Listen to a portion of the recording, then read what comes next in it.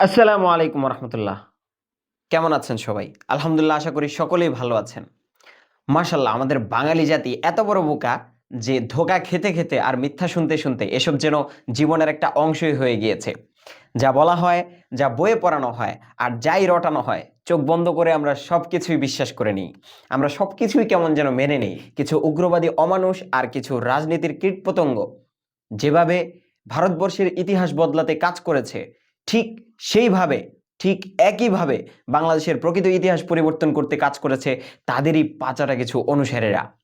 আর তাদের অনুসারীরা কে বা কারা সেটা আপনারাও ভালো করে জানেন, আমরাও ভালো করে জানি। শুধুমাত্র ঘৃণায় তাদের নামটা এখন মুখে নিচ্ছে না।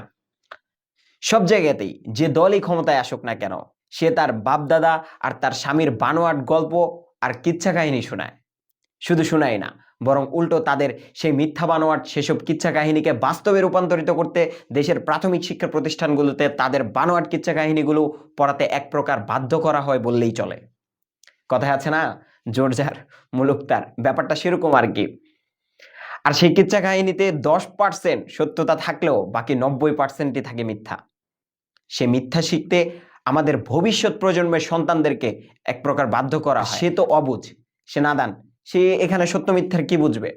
সে স্কুল টিচার আর বাবা মায়ের শাসনের ভয়ে এসব মিথ্যা গল্প কাহিনী পড়তে পড়তে এটাকেই সত্য আর এটাকেই ইতিহাস মনে করে। সে তার জীবনে অর্থহীন ও নামে মাত্র কিছু সফলতার পিছনে ছুটতে গিয়ে সেই মিথ্যাগুলোকেই মহাবিদ্যা আর মহাজ্ঞান মনে করে রটিয়ে বেড়ায়।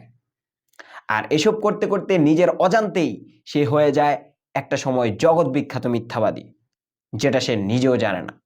এভাবে আমরা আমাদের প্রজন্মকে যুগের পর যুগ ধ্বংসের দিকে ঠেলে দিচ্ছি, তাদেরকে ধ্বংস করে দিচ্ছি, জাতির মেরুদণ্ডকে এভাবেই আমরা ভেঙে দিচ্ছি। তবে এর মধ্যে কিছু সংখ্যক লোকই কেবলমাত্র এমন আছে যারা সেই ভয়াবহ মিথ্যার বেড়াজাল থেকে বেরিয়ে আসতে পারে।